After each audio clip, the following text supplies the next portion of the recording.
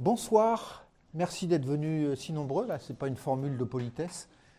Bon, je pense que l'annonce a été aussi relayée dans d'autres réseaux que ceux de l'UPPA, notamment du côté d'Attaque et de la LDH. Et je remercie ces deux associations pour ce travail de communication. Donc, avec André Koulberg à ma droite, que tout le monde ou presque doit connaître, je suis Paul Bouffartigue de l'Université populaire et on va essayer d'être fidèle à l'annonce, c'est-à-dire fascisme d'hier à aujourd'hui.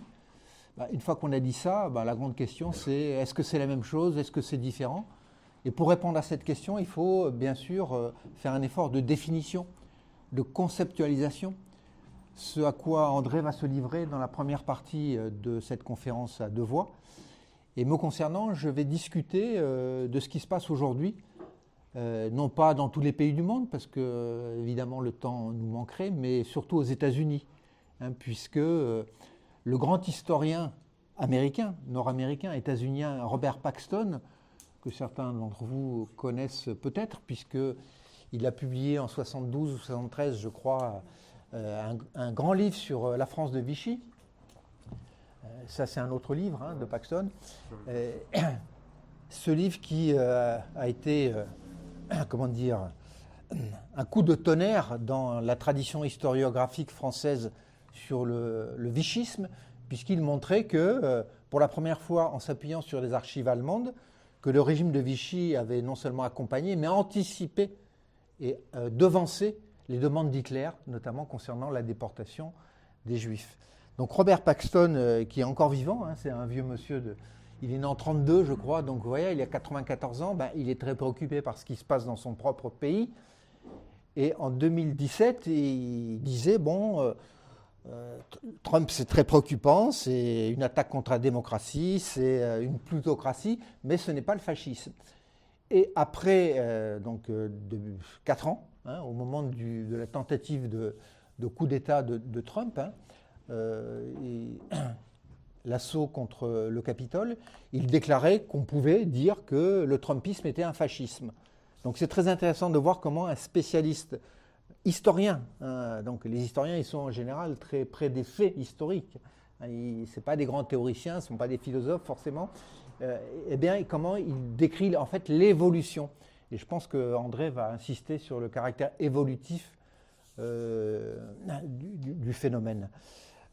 Voilà, donc André va essayer d'identifier, de définir un noyau dur peut-être, un invariant ou un idéal type, comme disent les gens en sciences sociales, un idéal type du fascisme, qui va me permettre ensuite de discuter avec vous de la question, ce qu'on a sous les yeux, dans quelle mesure il est justifié ou non de parler de fascisme. Ce n'est pas une question simple, il y a des grands débats là-dessus, il y a une foule de termes qui circulent pour essayer de définir justement ce qu'on a aujourd'hui sous les yeux. Je ne vais pas les citer tous, il y en a au moins une douzaine, mais par exemple, on parle de technofascisme, on parle de néofascisme. Est-ce que ces termes sont judicieux ou pas? Mais je vais tout de suite passer la parole à André, qui devrait parler en gros entre une demi-heure et 3/4 d'heure, pas plus, pour me laisser le temps de dire quelques mots sur l'actualité. Et surtout, laisser le temps à une discussion qui est vraiment indispensable. Voilà, à toi de jouer.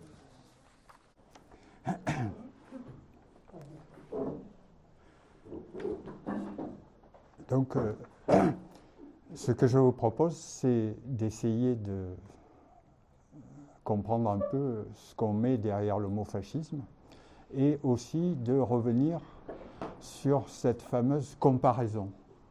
Qu'est-ce que ça voudrait dire de comparer le fascisme des années 30, 40 et des choses qui pourraient se rapporter à ça aujourd'hui. Comment on peut comparer?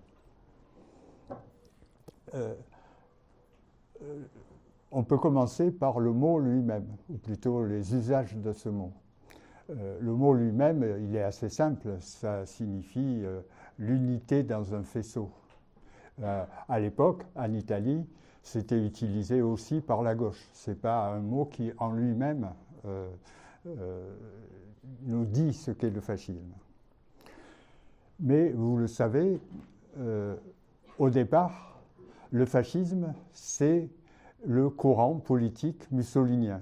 Hein, c'est le parti de Mussolini et c'est ce qui, à partir de la fin des années 10, c'est-à-dire dès 1919, un courant original qui s'impose et qui s'appelle lui-même fasciste.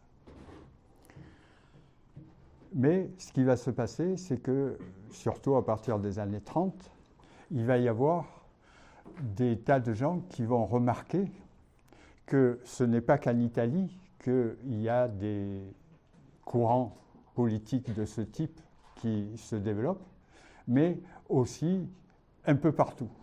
Hein, en Roumanie, en Hongrie, en Croatie, etc. Et du coup, ils vont proposer de faire de fascisme, en prenant l'Italie mussolinienne comme point d'accroche, que le fascisme, c'est un concept général qui ne concerne pas que l'Italie, mais qui concerne tous ces courants politiques dont non seulement la gauche, mais tous les républicains progressistes se rendent compte que c'est des courants dangereux qui arrivent à susciter du fanatisme au niveau de foule entière, des haines, etc. Et qui, de ce point de vue, sont efficaces. C'est des partis politiques qui ont une efficacité. Alors, ce qui complique un peu les choses et qui a compliqué le travail des historiens, c'est que le fascisme italien, il ne correspond pas, pendant toute sa durée de vie, à ce fascisme au sens général. C'est-à-dire qu'au début, les premières années du fascisme italien, c'est beaucoup moins radical et beaucoup moins spécifique que ça le deviendra. Ça le deviendra surtout à partir de 1935 et encore plus à partir de 1937-1938.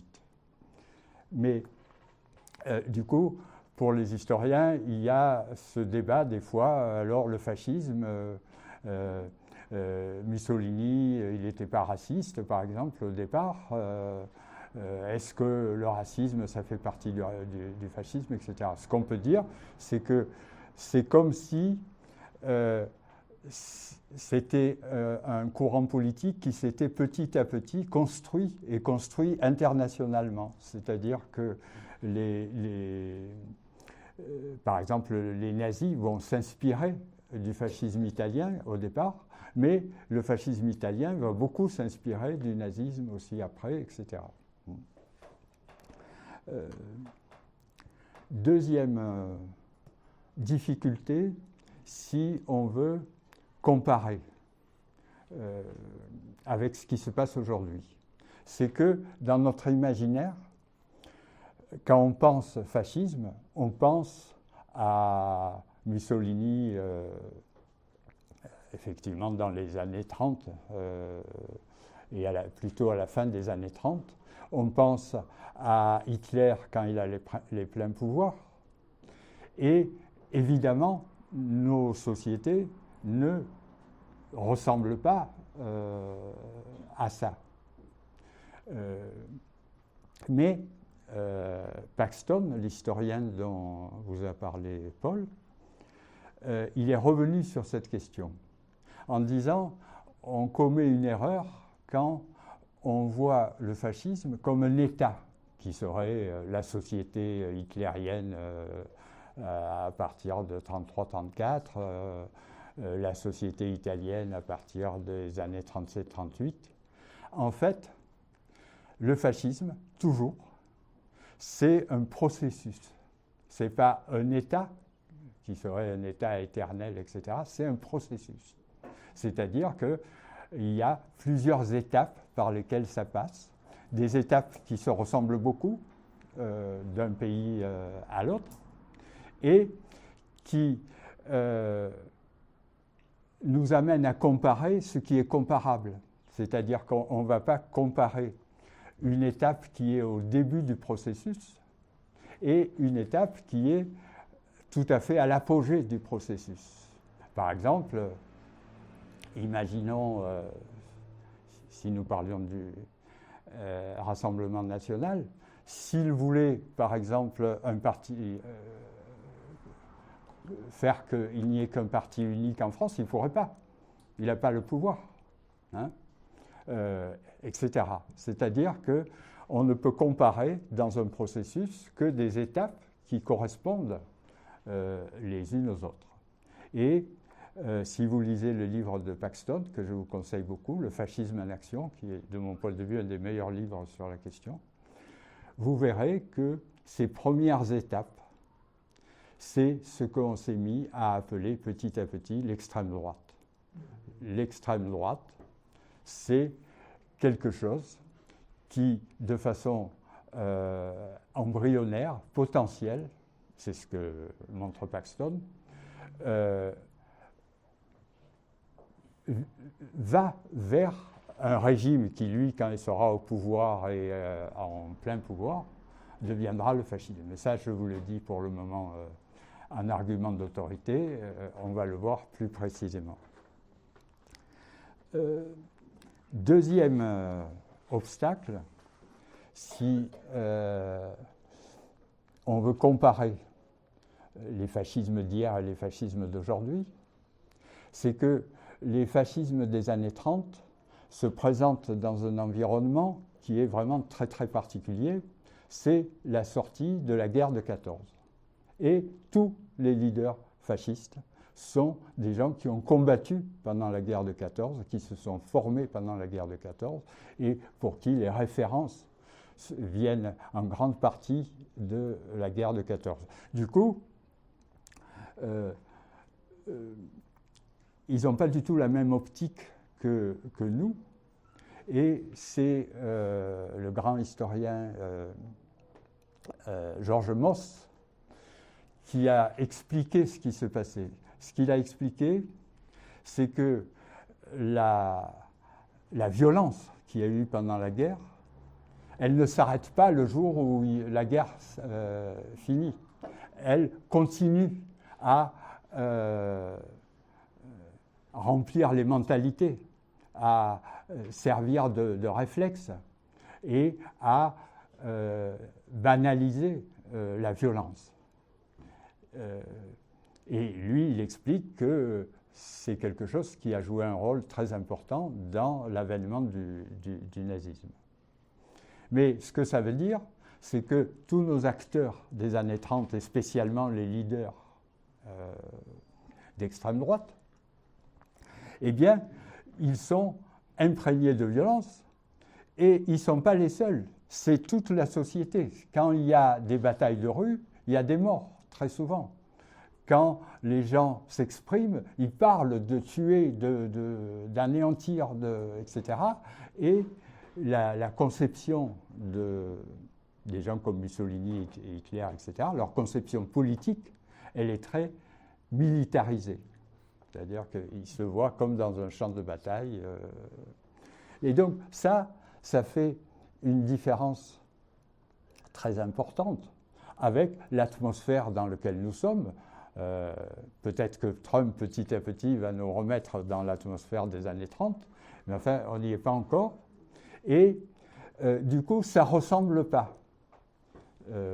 Quand on fait la comparaison, on ne voit pas aujourd'hui des milices qui sont des vraies petites armées qui imposent par la violence leur haine pour telle ou telle catégorie, leur combat politique, etc. Qu'est-ce qui se passe aujourd'hui? C'est que ce processus qu'on va essayer d'expliquer tout à l'heure, qui mène vers, par exemple, un régime plus autoritaire, il se fait de façon beaucoup plus progressive. Il se fait en utilisant les lois existantes. il se fait grâce à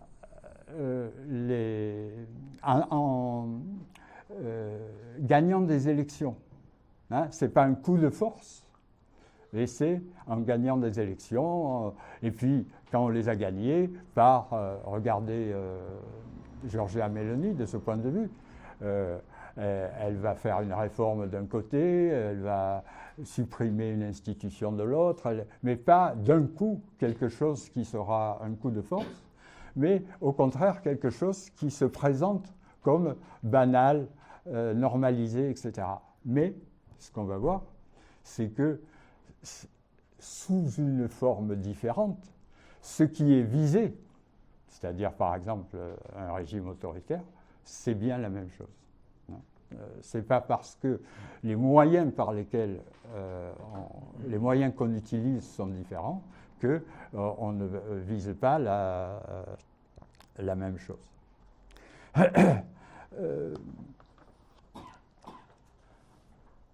Donc vous voyez, c'est difficile de comparer parce que ça nous demande de comparer des choses qui ne se ressemblent pas. Ce qu'on voit dans la rue, ça ne se ressemble pas. Vous voyez les films sur les années 30 en Allemagne, ça ne ressemble pas à ce qui se passe en ce moment en France, etc. Et donc, comment faire pour comparer? Alors, on peut y arriver, mais pour ça, il faut deux choses.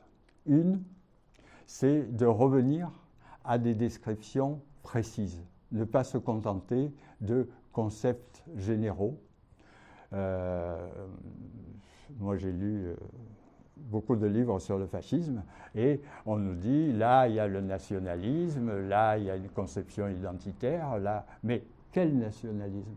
Quelle conception identitaire, etc. Nous allons voir que ça vaut la peine d'aller voir précisément ce qu'on met derrière ces mots. Et au niveau des gens qui débattent du fascisme, c'est vraiment très problématique parce qu'ils emploient éventuellement le même mot pour dire des choses très différentes. C'est un des problèmes dans le débat sur le fascisme. Deuxième chose, essentielle, c'est de comprendre qu'est-ce qu'on peut comparer. Il y a évidemment des tas d'éléments qui sont différents, même d'un pays à un autre, d'une période à une autre, etc. Et alors, comment on fait pour comparer? Pas pouvoir l'expliquer dans le détail, mais il y a quelque chose d'essentiel qui a été dans les débats du philosophe Michel Foucault, pas sur ces questions du fascisme, mais qui nous servent ici. Comment est-ce que les historiens dont vous trouvez les livres un peu partout, comment ils décrivent soit l'extrême droite, soit le fascisme?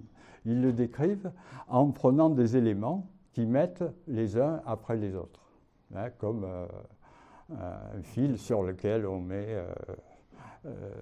on ajoute chaque fois quelque chose. Quelqu'un qui fait ça depuis des années et qui a inondé la littérature sur le fascisme, le nationalisme et tout ça, c'est Michel Vinocq. Hein. Michel Vinocq. Michel Vinocq, il dit, voilà, qu'est-ce que c'est le fascisme ou qu'est-ce que c'est l'extrême droite? Eh bien, il y a... la peur de la décadence, il y a le nationalisme, et puis il met les choses les unes à côté des autres. Michel Foucault, mais il n'est pas le seul, en vérité, on trouve ça déjà chez Marx, chez Durkheim, etc., c'est qu'il nous montre que les choses dans les sociétés réelles, existantes, elles ne se présentent pas comme ça, elles se présentent comme combinant un certain nombre d'éléments dans une certaine direction. Alors, ce n'est pas une combinaison comme ça au cordeau, etc. Mais globalement, il a montré dans beaucoup de livres comment à certains moments, il y avait une logique qui prédominait. Par exemple, dans Surveiller et punir, il a montré comment la façon la plus normale d'imaginer, de rendre la justice, c'est, on pourrait dire, de faire un exemple. C'est-à-dire de prendre quelqu'un et de le châtier d'une façon tellement terrible, tellement affreuse, tellement que les gens n'oseront plus. Et Michel Foucault, dans Surveiller et punir, il a montré qu'à un moment, c'est plus du tout ça. À un moment, ce qu'on a cherché, au contraire, c'est à surveiller et contrôler toute la société, qui est plus de mailles larges, mais qui est plus que des mailles très, très petites. Et il montre comment tout change à partir de là. Quand on rentre dans une autre logique, ça nous amène à combiner les choses d'une façon tout à fait différente, qui sont des fois les mêmes éléments, mais combinés autrement. Si vous voulez, c'est un peu comme dans le travail pédagogique qu'on fait des fois avec des enfants, qui consiste à retrouver la forme du carré, du rond, du triangle, etc. Et alors, qu'est-ce qu'on fait? On prend des matériaux différents, des matériaux en bois, en fer, jaune, rouge, etc. Et on demande, dans l'éparpillement des formes qu'on construit, qu'ils retrouvent, alors que ce n'est pas les mêmes matériaux, que c'est bien aussi un carré. Vous voyez, il a vu le carré avec des bouts de fer, après il voit le carré avec des bouts de bois, etc. Ben, d'une certaine manière, Michel Foucault, il nous a appris à faire quelque chose comme ça, c'est-à-dire à distinguer ce qu'il appelle des stratégies, soit des stratégies discursives, soit des stratégies tout court, ou des dispositifs. Hein. Un dispositif, ce n'est pas des choses qui sont simplement les unes à côté des autres, c'est une façon dont les choses se combinent à un moment donné en fonction d'une logique donnée. Voilà. Et si on fait ça, là, on peut comparer, parce que ces logiques qui existent dans une période, même si elles changent, ce n'est plus du tout les mêmes matériaux, les mêmes éléments, etc., cette logique, vous pouvez la retrouver. Et ce que je vous propose, c'est qu'on fasse ça avec la question de l'extrême droite et du fascisme.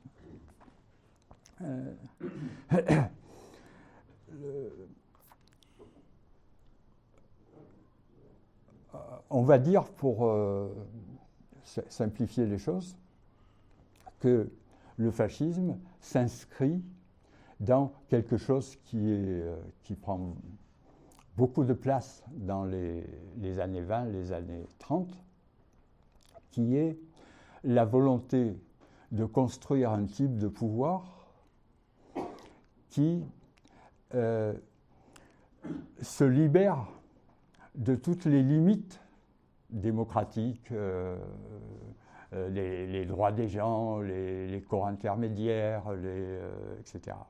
Et ils le disent, c'est-à-dire c'est quelque chose qu'on trouve partout dans les années 30, et pas seulement en France, qui est cette idée que la démocratie, c'est quelque chose qui nous entrave. Vous voyez déjà sur les comparaisons avec aujourd'hui. C'est quelque chose qui nous entrave, et il faut se débarrasser de ces limites, de ces obstacles. Et pour cela, eh bien, il faut se débarrasser des droits fondamentaux, des institutions qui sont trop démocratiques parce qu'elles nous empêchent de faire ce qu'on veut, des juges qui sont indépendants, etc. Le fascisme, ça va faire partie de ce grand mouvement autoritaire qui se produit dans les années 30. Mais il va le faire de façon spécifique. Hein, tous les systèmes autoritaires n'utilisent pas les mêmes ressorts, les mêmes logiques. Et il y a une de ces logiques, on va voir, qui est la logique qui déjà est pensée par l'extrême droite et qui est mise en œuvre dans le cadre du fascisme. Alors, là j'en parle en général, mais ça veut dire quoi à l'époque? C'est quoi ce que les antifascistes de l'époque ont bien vu déjà dans les années 30. C'est évidemment le nazisme, c'est le fascisme italien, c'est la garde de fer en Roumanie, ce sont les croix fléchées en Hongrie, ce sont les rexistes en Belgique, ce sont les oustachis en Croatie, etc.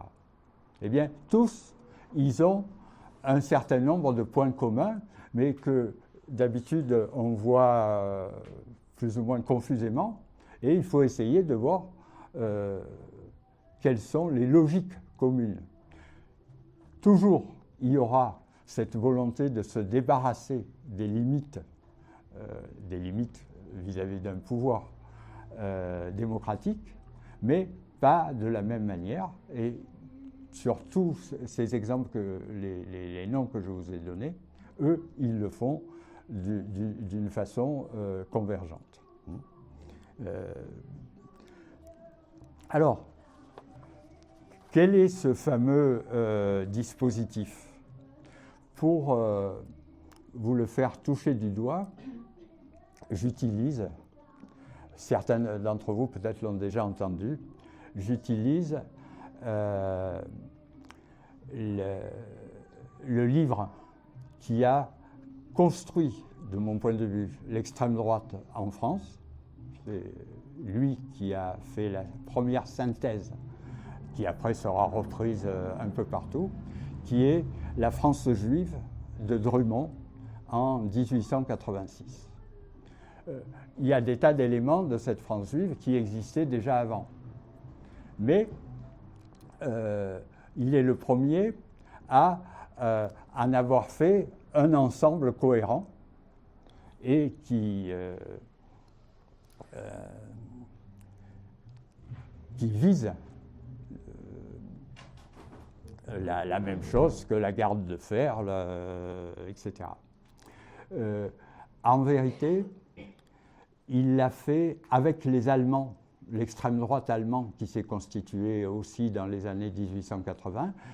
C'est après un voyage en Allemagne où il a rencontré les gens qui étaient en train de construire l'extrême droite allemande qu'il a écrit La France juive, et ce livre, ce qu'il faut en dire d'abord, c'est que ça a été un succès phénoménal. On en a vendu comme rarement un livre a été vendu, et ça a duré des dizaines d'années. Et pourtant, vous allez voir. Alors, je vous lis un peu de France juive.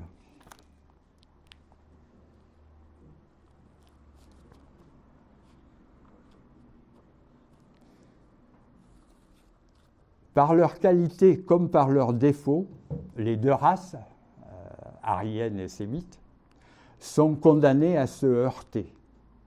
Le sémite est mercantile, cupide, intrigant, subtil, rusé. L'aryen est enthousiaste, héroïque, chevaleresque, désintéressé, franc, confiant jusqu'à la naïveté. Le sémite est négociant d'instinct. Il a la vocation du trafic, le génie de tout ce qui est échange, de tout ce qui est une occasion de mettre dedans son semblable.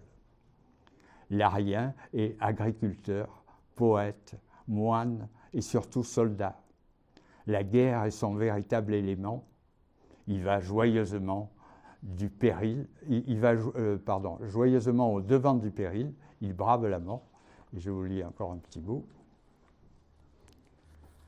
Les principaux signes auxquels on peut reconnaître le juif restent donc ce fameux nez recourbé, les yeux clignotants, les dents serrées, les oreilles saillantes, les ongles carrés au lieu d'être arrondis en amande, le torse trop long, le pied plat, les genoux ronds, la cheville extraordinairement en dehors, la main moelleuse et fondante de l'hypocrite et du traître. Ils ont assez souvent un bras plus court que l'autre. Pendant des dizaines d'années, ça a été le livre de chevet de beaucoup de gens.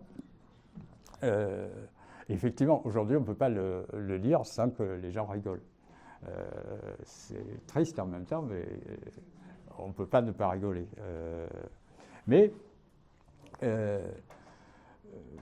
il faut voir l'effet qu'a eu ce livre et les idées qui sont dans ce livre. Alors, si vous avez fait attention, vous avez vu que d'abord, il ne dit pas les juifs ou les ariens, il dit le juif, il dit l'arien. C'est-à-dire qu'ils sont tous semblables. Ils correspondent tous au même moule et nécessairement. Dans le fond,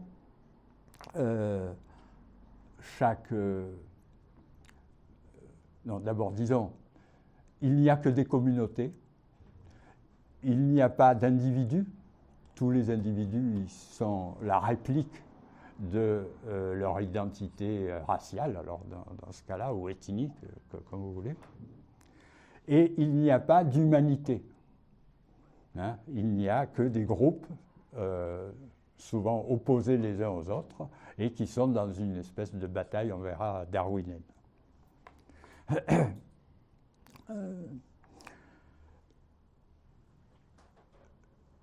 C'est un déterminisme total. C'est-à-dire que, par exemple, Drummond, il explique le Capital de Marx parce que Marx était juif. Il explique les écrits de Montaigne parce qu'il pense que Montaigne est juif. Et il dit, c'est parce qu'il est juif qu'il a écrit ça. Et vous voyez, il n'y a pas d'individu parce que chaque membre d'une communauté donnée n'est que le résultat de l'essence de ce groupe. Il ne peut pas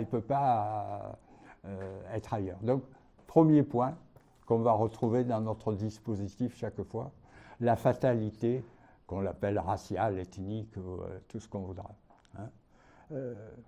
Et qui fabrique dans l'imaginaire des communautés homogènes. Tous les juifs, ils sont pareils, en plus ils complotent ensemble contre nous. Tous les Ariens, ils sont pareils, ils forment une communauté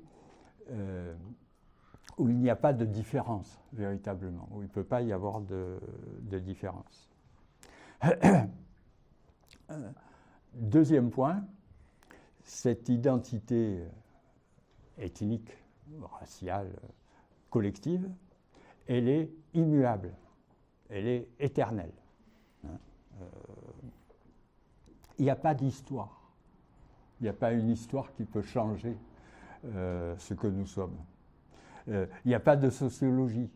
Les événements sociaux dans lesquels je suis inséré, les fonctions que j'ai, etc., ça ne change rien à mon identité raciale. Enfin, donc, premier élément, vous rappellerez, fatalité ethnique, communauté homogène. Deuxième élément, l'idée d'identité collective éternelle, immuable. Troisième élément, c'est le même triptyque, et vous voyez que les choses se combinent ensemble, c'est le darwinisme. C'est l'idée que entre ces groupes, il y a une guerre qui est inévitable, et surtout vis-à-vis de notre ennemi intime. Chaque groupe a son ennemi intime, et vous avez deviné que les Ariens, leur ennemi intime, c'est le sémite ou le juif, et que l'ennemi des juifs et des sémites, ce sont les Ariens. Il y a comme une opposition de nature. Alors là, il faut que je vous lise aussi un peu de Drummond.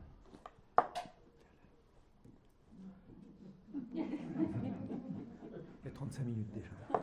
Il faudrait que tu termines dans 10 minutes. J'y arriverai pas.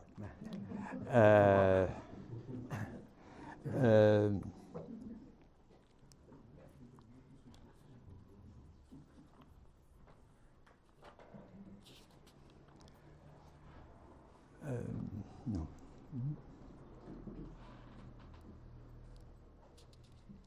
Voilà. Ah oui, page 9. Vous vous rappelez, je vous l'ai lu au début, par leur qualité comme par leurs défauts, les deux races sont condamnées à se heurter.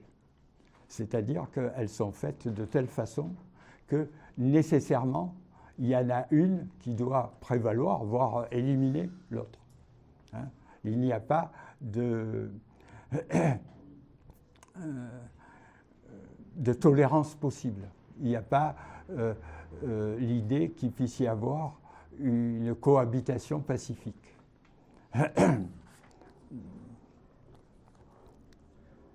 Et, dernier point, pour Drummond,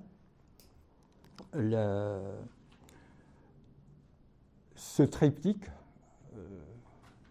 que je viens de décrire, il structure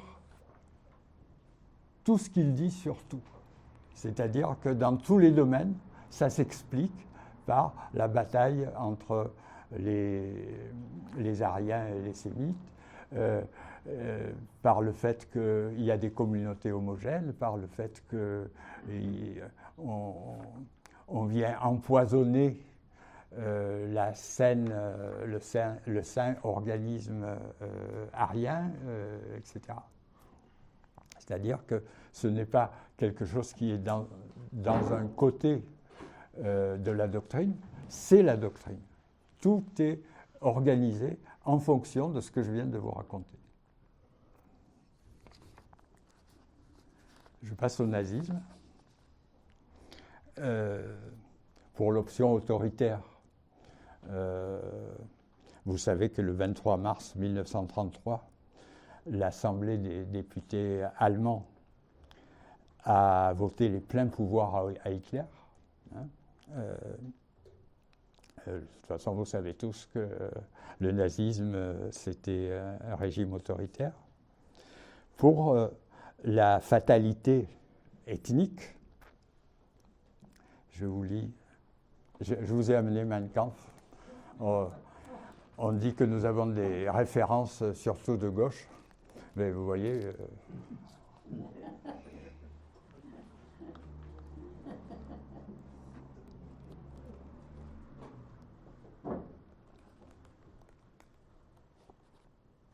Voilà. L'idée, dans Mein Kampf et chez les nazis en général, c'est que ce qui fait la fatalité, et la fatalité d'une race, c'est le sang. Le fait qu'on est déterminé par son sang, et c'est le même sang qui coule chez tous les Allemands, etc. Donc, je vous lis dans Mein Kampf. C'est dans le sang seul que réside la force et la faiblesse de l'homme. Les peuples qui ne reconnaissent pas et n'apprécient pas l'importance de leurs fondements raciaux ressemblent à des gens qui voudraient conférer aux caniches les qualités des lévriers, sans comprendre que la rapidité et la docilité du caniche ne sont pas des qualités acquises par le dressage, mais sont inhérentes à la race elle-même. Les peuples qui renoncent à maintenir la pureté de leur race renoncent du même coup à l'unité de leur âme dans toutes ces manifestations. Vous voyez, ce sur quoi il insiste, c'est qu'il y a une fatalité. Hein? Vous croyez qu'on peut devenir ceci et cela? Non, on est déterminé à être un bon Allemand ou un méchant Juif. C'est inscrit dans notre... ouais. Alors l'ADN à l'époque, on ne la connaissait pas, mais... Et puis, ça, c'est quelque chose qui correspond, pour les nazis, à une identité immuable, Et vous pouvez le percevoir avec la croix gammée qu'ils mettent sur leur drapeau. Pourquoi la croix gammée? C'est que pour eux, c'est un signe comme quoi, depuis toujours pour eux, il y a eu une race supérieure de Germains qui n'a pas dévié, qui a gardé la même identité. C'est ça qui leur conférerait une supériorité. Et alors, les archéologues allemands, etc., ils se font fort de montrer qu'on a retrouvé tel bijou qui a une forme de croix gammée ou tel et qui vient du 5e siècle, etc. En fait, entre nous, on en trouve partout.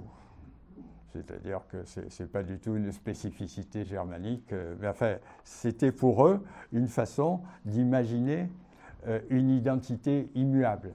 Et évidemment, ils répètent, les Juifs, c'est le Juif éternel qui lui aussi a une identité immuable. Troisième élément, le darwinisme. Ça, il faut que je vous lise.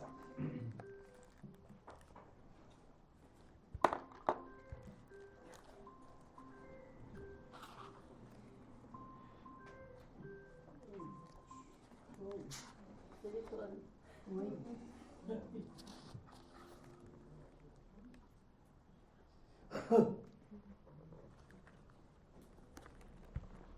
188.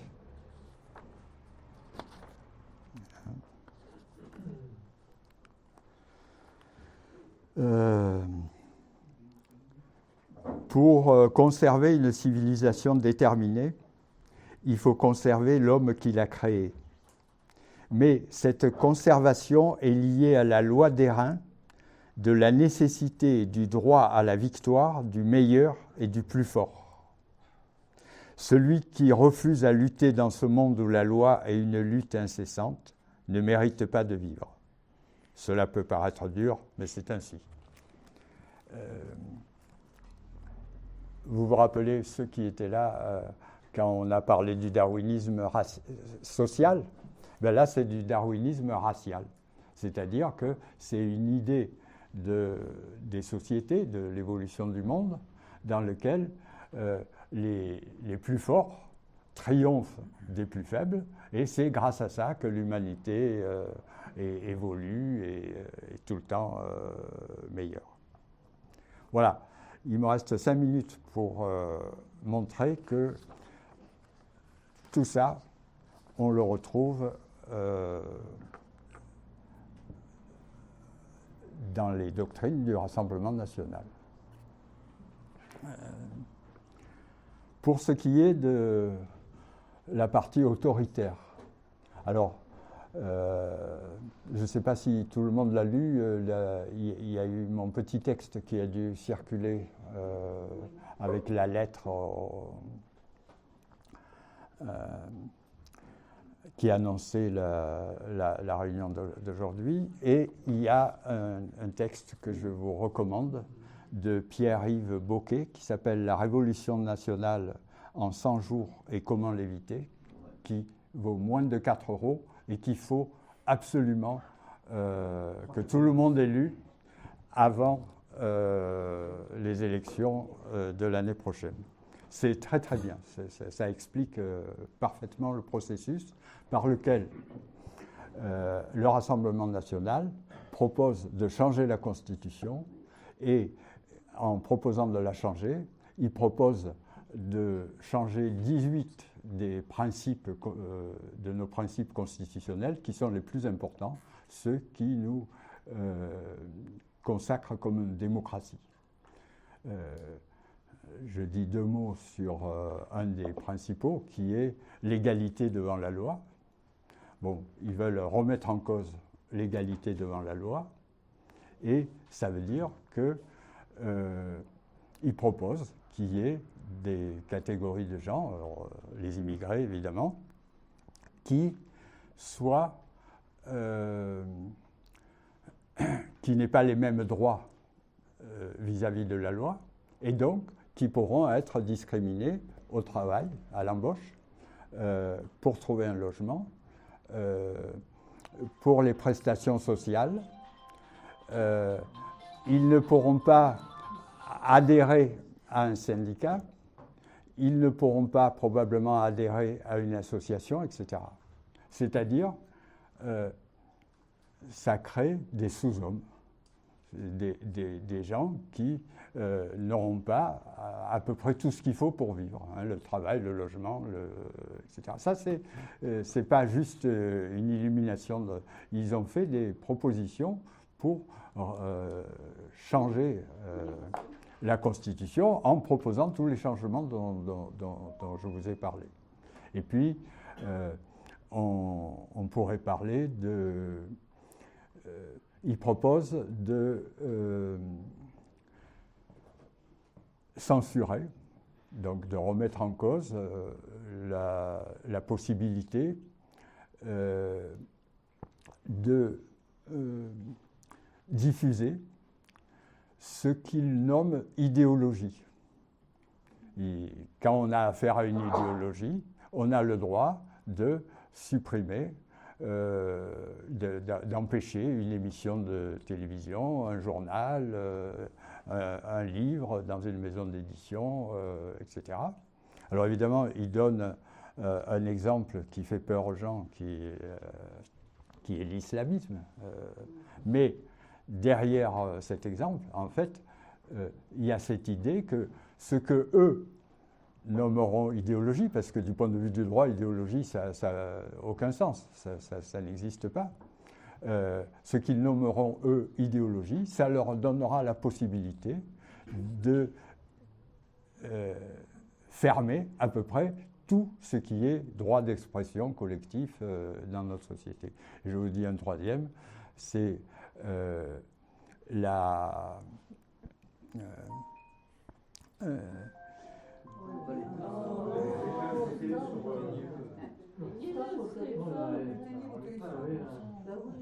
c'est les drames de la technologie.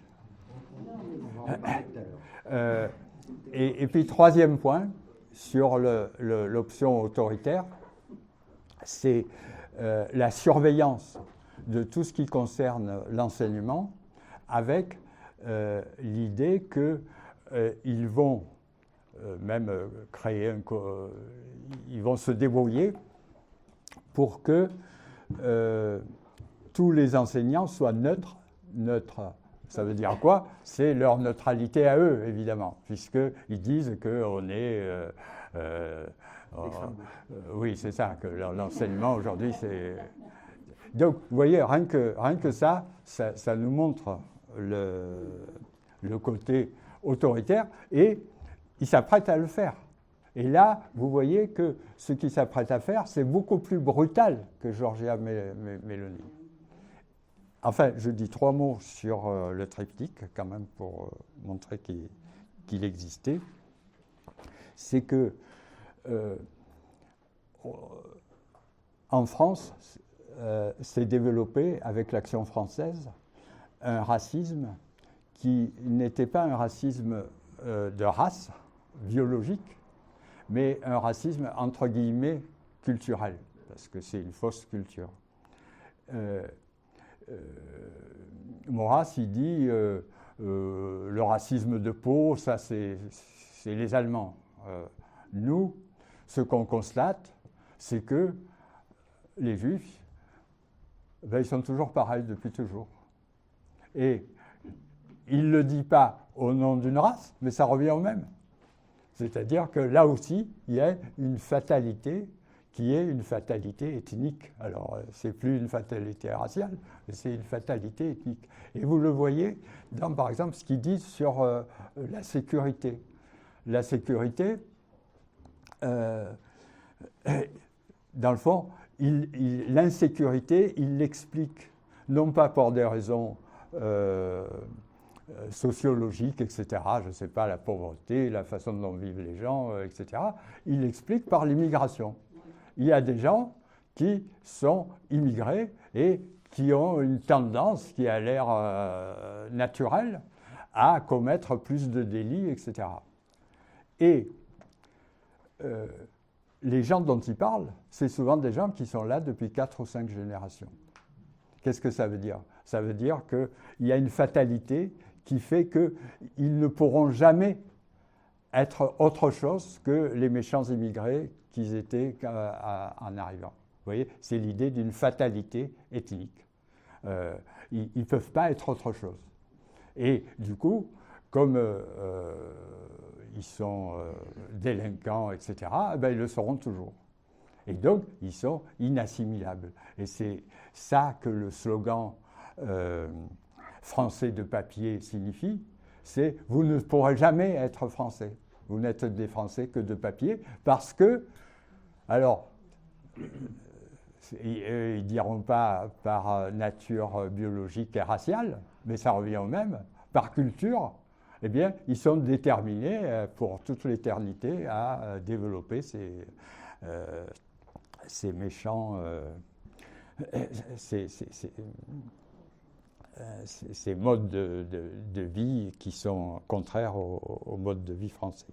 Et ça va être pas seulement l'idée d'une fatalité ethnique, mais d'une fatalité ethnique éternelle, puisque, vous voyez, elle est inaltérable.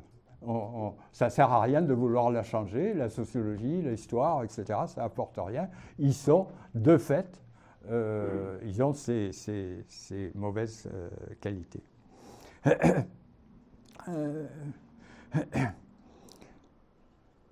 Pour le darwinisme, j'abrège pour pas... C'est 5 minutes. Tuer complètement mon collègue. Simplement de vous rappeler combien les textes du RN depuis le début et encore aujourd'hui sont des textes qui ne s'arrêtent pas de montrer comment les immigrés nous agressent, nous ruinent, détruisent notre identité, etc. C'est-à-dire qu'on est encore dans une situation de darwinisme. Il y a comme une espèce de bataille inévitable entre eux et nous, et il faut qu'on gagne. Donc, comment? De 2 façons. 1, en les chassant le plus possible, et 2, en les dominant totalement. Voilà. Ce qui est le contraire du darwinisme. Du vrai darwinisme, oui.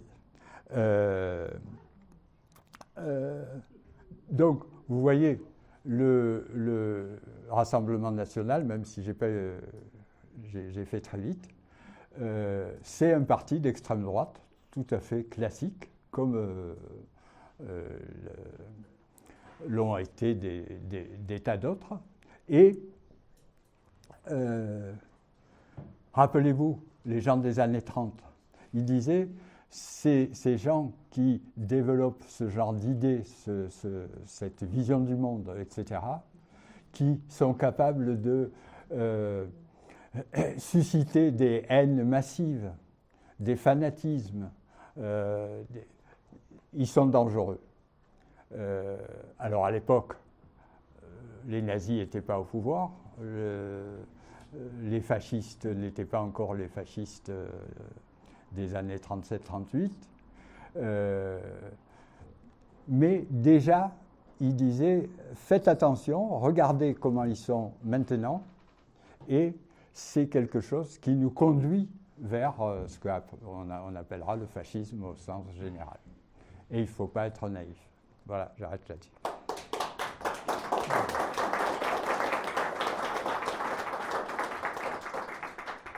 Si vous me permettez, je vais enchaîner. Je rappelle un point très important pour réfléchir justement sur les transformations, les évolutions qu'a dit André, réfléchir en termes d'étapes. Ne pas comparer comme ça globalement de manière indifférenciée, mais réfléchir en termes de processus et d'étapes, hein, pour être bien rigoureux. Ça, c'est la première clé. Moi, j'ajouterai une deuxième clé d'analyse, c'est qu'un phénomène politique, quel qu'il soit, extrême droite, extrême gauche, gauche ou droite, c'est un phénomène qui a plusieurs dimensions. André a mis l'accent sur la dimension des idées, de l'idéologie, de la doctrine. Mais justement, si on intègre et si on prend en compte d'autres dimensions, comme le mouvement politique ou le parti en tant que tel, avec ses pratiques, son programme, etc., c'est déjà un peu autre chose. Et si on réfléchit sur les régimes politiques, une fois parvenus au pouvoir, c'est encore autre chose. Alors, ayez en tête cette réflexion en termes d'étapes et de différentes composantes d'un phénomène politique pour réfléchir aussi sur ce que nous avons sous les yeux. Donc,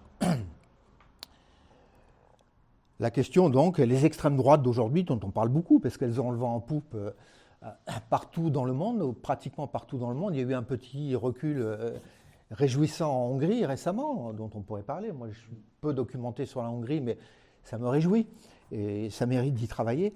Donc, on parle même d'international, d'extrême droite, avec des rencontres qui réunissent tous ces mouvements. Donc, ces extrêmes droites sont-elles fascistes et dans quelle mesure le sont-elles ou ne le sont-elles pas? Une fois posée cette question, on peut dire que certaines sont clairement inscrites dans cette filiation et sont même assez avancées dans le processus de fascisation.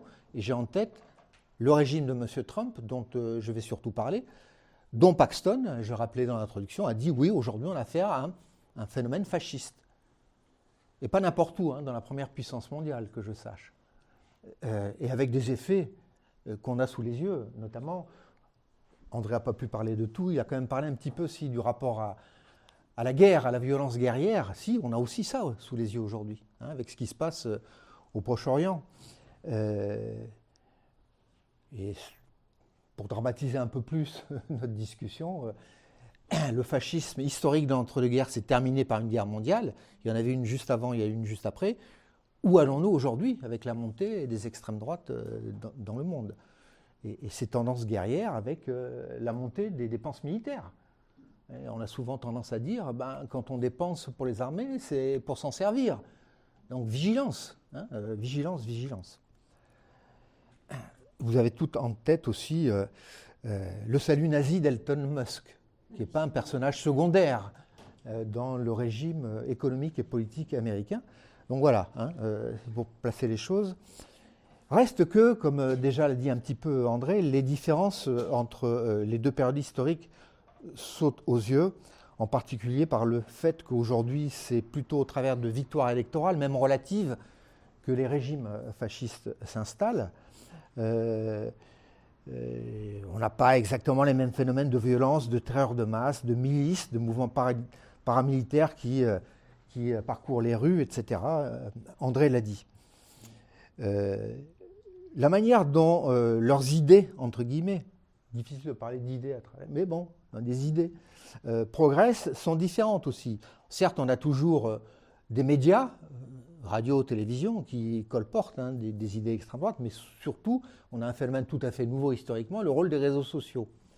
Rôle des réseaux sociaux qui sont dans les mains des GAFA, qui sont dans les mains de grands capitalistes du numérique. Ça, c'est quelque chose de radicalement nouveau du point de vue des modalités au travers desquelles les idées détestables, qui sont toutes articulées, autour du darwinisme social, du suprémacisme blanc, de l'antiféminisme, etc., toutes ces idées circulent.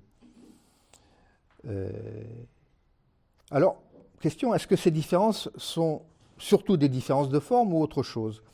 Parce qu'on repère bien des filiations idéologiques dans ces mouvements politiques, et une fois au pouvoir, on repère bien des pratiques autoritaires et d'atteinte à l'état de droit, y compris en Italie, avec l'atteinte tentée, pour l'instant un peu avortée, par exemple, à l'autonomie, à l'indépendance de la justice. Mais c'est vrai que la presse d'opposition, les étrangers, tout ça, ce sont des ennemis, une fois ces mouvements parvenus au pouvoir, qui indiquent qu'il y a bien une logique de fascisation en tant que processus à l'œuvre. Mais je voudrais quand même revenir, pour réfléchir aussi sur les différences de contexte historique. André en a déjà dit un mot, sans utiliser le terme, mais c'était l'idée, nous sommes dans les années 20 dans un processus de brutalisation des sociétés dans la foulée de la Première Guerre mondiale. notamment dans l'Allemagne, où on a ça j'ai lu ça sous la plume du grand historien Chapoutot, un pays très jeune, avec beaucoup de jeunes gens démobilisés de la guerre et qui portent le traumatisme de la guerre et qui vont reproduire quelque part ces idéologies guerrières. Mais au-delà, toute la population civile a été,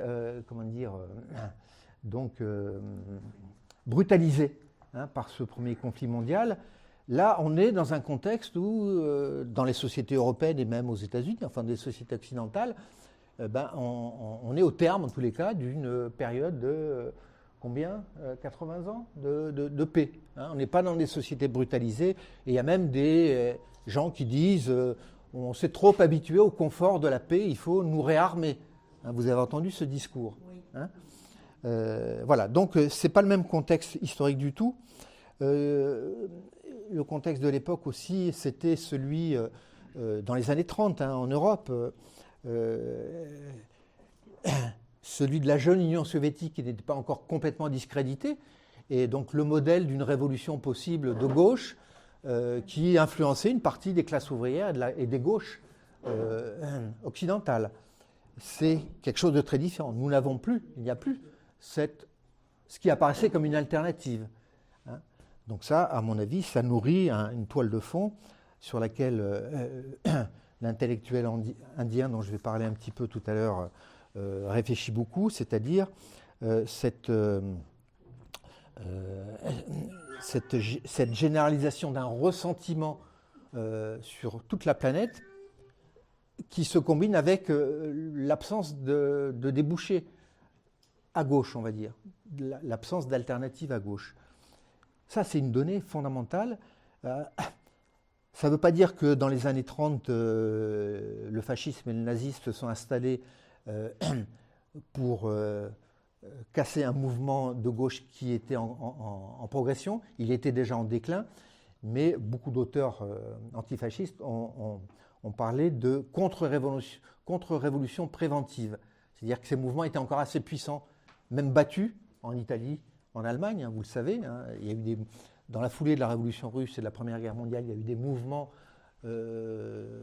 révolutionnaires très puissants, les conseils en Allemagne, y compris dans l'Italie du Nord, etc. Mais quand le fascisme arrive au pouvoir, ces mouvements sont déjà en recul.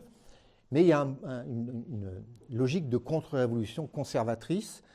Contre-révolution, est-ce que c'est... Voilà, ça c'est une question que je pose. Est-ce qu'on est dans une conjoncture où les forces du capital, pour employer les gros mots mais qui sont complètement adaptés, les forces du capital sont dans une stratégie de contre-révolution anticipatrice? Ce n'est pas évident. Mais j'insisterai plutôt sur quelque chose sur lequel on ne réfléchit pas souvent. Finalement, dans les années 30, le fascisme se développe au cœur de pays capitalistes déjà anciens, industrialisés, mais qui ne représentaient qu'une petite partie de la planète. Le paysage de l'époque, c'est quelques métropoles industrialisées et des empires. Aujourd'hui, le capitalisme s'est étendu sur toute la planète. Avec la mondialisation néolibérale, eh bien, l'onde de choc du capitalisme et de ses ravages touche toute la planète. Donc la dimension internationale des extrêmes droites d'aujourd'hui, puisqu'on parle, par exemple, je vais prendre l'exemple de l'Inde, on parle beaucoup du régime néofasciste en Inde, qui est notamment très tourné contre les musulmans.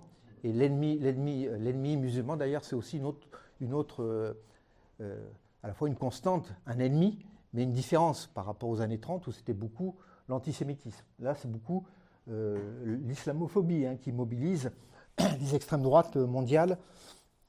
Voilà une série de différences qui sont importantes à noter pour comprendre que les formes sont quand même très différentes.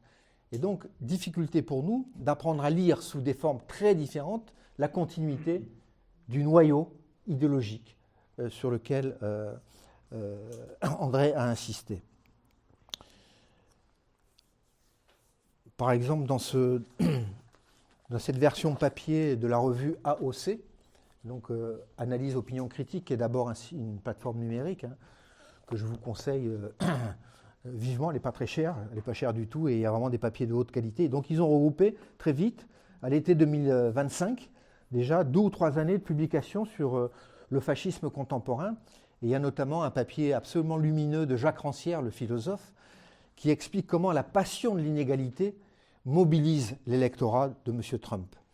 Il le dit très très clairement pour dire qu'il faut dépasser une analyse purement sociologique de l'électorat de Trump, les choses que vous connaissez, ces ouvriers blancs qui se sentent floués par la désindustrialisation et qui ont trouvé des boucs émissaires parmi les Noirs, les Latinos, les femmes, et qui votent Trump par adhésion à une certaine façade du Trumpisme.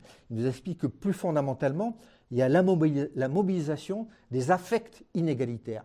C'est-à-dire la capacité, y compris des tout petits, de trouver, plus petits qu'eux, de trouver des personnes qu'on peut désigner comme responsables de leurs difficultés, parce qu'ils sont différents, parce que, etc., etc. C'est le darwinisme social ou racial ou socio-ethnique dont on a parlé tout à l'heure.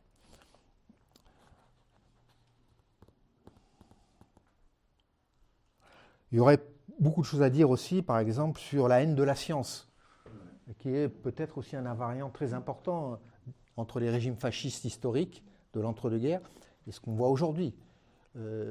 La négation de la catastrophe écologique en cours, le climato-scepticisme, qui est un mot un peu mou pour désigner cette réalité, mais ça c'est une constante. Tous les mouvements d'extrême droite nient la réalité et les effets, la réalité du réchauffement climatique, qui est quand même peut-être l'enjeu numéro 1 devant lequel est l'humanité. Donc c'est quand même énorme de nier cet enjeu attesté par tous les scientifiques, depuis le décès de, comment il s'appelait, notre géologue qui a été ministre là en France, comment il s'appelait, Allègre, qui était un climato-sceptique. Voilà. Mais bon, c'est la haine des sciences sociales, très très forte, qui sont ramenées au wokisme, c'est-à-dire tous les efforts des sciences sociales pour montrer que beaucoup de réalités sociales sont construites, ne sont pas naturelles. À différence hommes-femmes, au moins largement construites par des rapports sociaux de genre. Elle est issue de l'histoire, etc. Donc toute cette notion de construction socio-historique d'inégalité, ils détestent ça. Et donc pour eux, ce n'est pas de la science. Donc il va falloir peut-être l'interdire. Et déjà, il y avait un certain nombre de signes avant-coureurs dans les politiques macronistes, avec notamment M. Blanquer, qui nous parlait de wokisme et d'islamo-gauchisme à tout propos. Le langage fasciste, il y a aussi tout un travail, toute une réflexion à faire sur le langage fasciste, c'est-à-dire la manière dont on disqualifie, dont on interdit certains mots. Là aussi, c'est très clair aux États-Unis, toute une série de mots, par exemple, s'ils sont employés dans des demandes de financement de la recherche, sont interdits. Et il y en a beaucoup, beaucoup de mots qui sont interdits.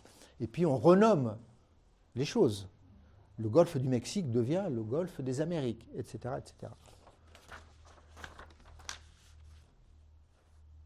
Et donc j'ai parlé de la propension à la guerre, et puis, j'allais dire, last but not least, le basculement d'une partie du capital, des élites économiques, du côté de la solution de l'extrême droite. Ça, c'est un invariant historique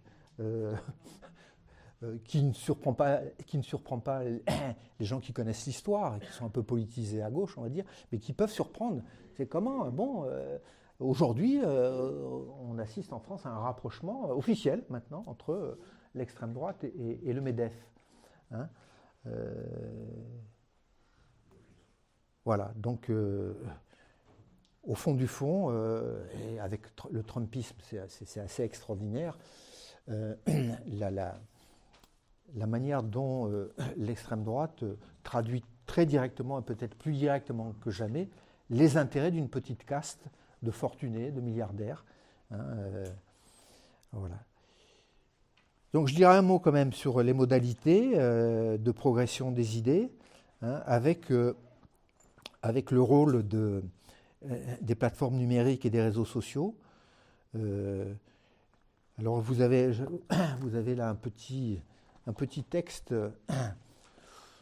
disons, de gens qui se situent plutôt dans la mouvance libertaire, anarchiste, donc qui est un peu radical peut-être pour certains, mais qui fait beaucoup réfléchir. Ça s'appelle technofascisme, Hein, c'est un tout petit texte qui doit avoir moins de 4 euros, peut-être 1 ou 2 euros.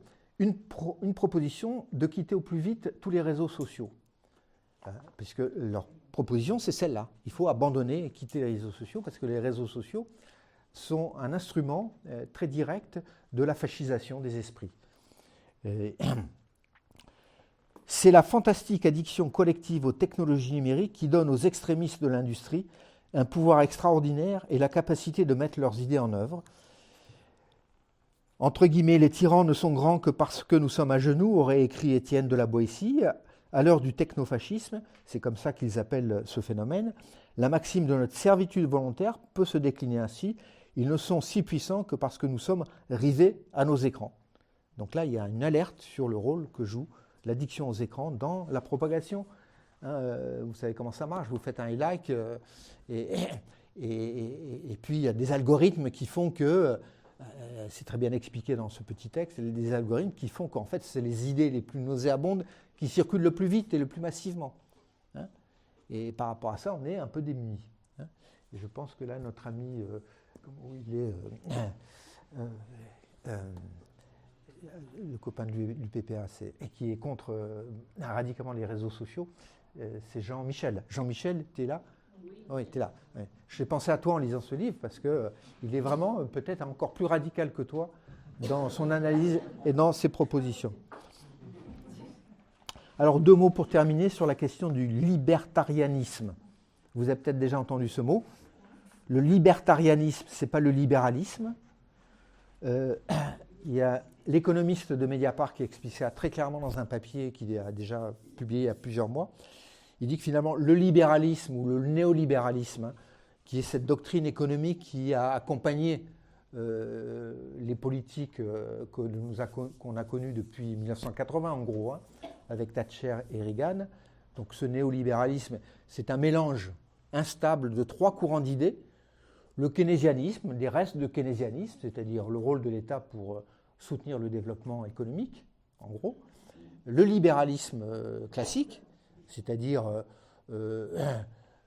l'État minimum pour soutenir le marché, et le libertarianisme qui est au contraire le minimum, le strict minimum d'État, la destruction de l'État. Hein, c'est le symbole de l'Argentin, là. Milei avec sa tronçonneuse, hein, c'est-à-dire l'État minimal. C'est Elon Musk aussi qui reprend cette idée de tronçonneuse, c'est-à-dire couper un maximum dans toutes les dépenses publiques pour restaurer la liberté, la conception qui se fonde de la liberté, c'est-à-dire tout ce qui est étatique, sauf évidemment le côté répressif de l'État, tout ce qui est étatique, tout ce qui est régulation étatique est à défaire pour permettre la liberté absolue des individus et qui va instaurer un ordre hiérarchique, là encore, des méritants. Hein, et donc, évidemment, les milliardaires sont et seront les plus méritants et il faut les laisser faire leur job. Et le modèle qu'ils ont en tête, et là, c'est une différence importante avec le corporatisme d'État du fascisme et du nazisme. Le modèle qu'ils ont en tête, c'est les petites cités-États monarchiques, à la Dubaï. Ils visent un éclatement total des grands États, parce qu'il y a encore un minimum de contrôle démocratique dans ces États, et leur modèle idéal, qui est une utopie, bien sûr, à l'heure actuelle, mais c'est une utopie qui commence à se réaliser dans certains micro-États, qui sont des monarchies gouvernées comme des entreprises, où les citoyens n'ont strictement aucun droit. Hein, ce sont des monarchies, ce ne sont pas des démocraties. Le seul droit des habitants, on ne peut même pas dire des citoyens de ces mini-États, c'est de partir. Hein. Voilà le modèle qu'ils ont en tête. Donc ça fait quand même un certain nombre de différences importantes à prendre en compte, même si il faut, derrière toutes ces différences, être attentif au noyau idéologique commun. Ça va, j'ai rattrapé un peu le retard, du coup. Hein. Je vais m'arrêter là.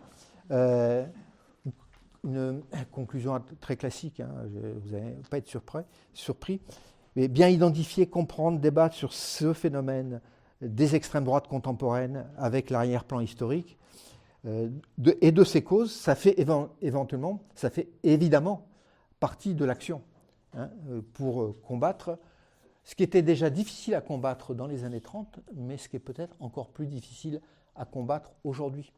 Hein. Donc on ne sera jamais trop nombreux pour réfléchir, comprendre et agir, sachant que, et je l'ai dit au passage, à mon avis, l'action principale doit se porter, peut-être en tirant les leçons des années 30 et du Front populaire. Il n'y a pas de fatalité du triomphe du fascisme, puisque en France, on a eu un Front populaire qui a au moins différé quelque temps la victoire du fascisme, qui est arrivé avec les tanks allemands. Il n'est pas arrivé en France. Le Front populaire a fait barrage. Donc il y a peut-être des leçons à retirer du Front populaire. Il y a d'ailleurs une superbe émission qui va passer sur le Front populaire avec des images d'archives tout à fait nouvelles qui reviennent de Moscou, parce que les nazis avaient emporté beaucoup d'archives filmées sur le Front populaire qu'on n'avait plus. Donc on voyait toujours un peu les mêmes images, je trouve, sur le Front populaire. Mais là, il y a des nouvelles images extraordinaires. Et donc elles sont revenues depuis de Moscou. Et ça a permis aux historiens spécialistes du Front populaire de faire une très belle émission à la télévision que vous pouvez voir dès maintenant en ligne. Et donc, la question de l'alternative. La principale réponse efficace à la montée des idées extrême droite, c'est la construction d'alternatives au plan des idées et au plan du projet. Un autre imaginaire que celui de l'inégalité est à promouvoir. Et le seul imaginaire alternatif à l'inégalité à promouvoir, c'est celui de l'égalité. Notre triptyque, le début de notre triptyque républicain, égalité, liberté, fraternité. Donc égalité, soutenir un projet fondé sur l'égalité, ça me semble être une belle perspective. Je vous remercie.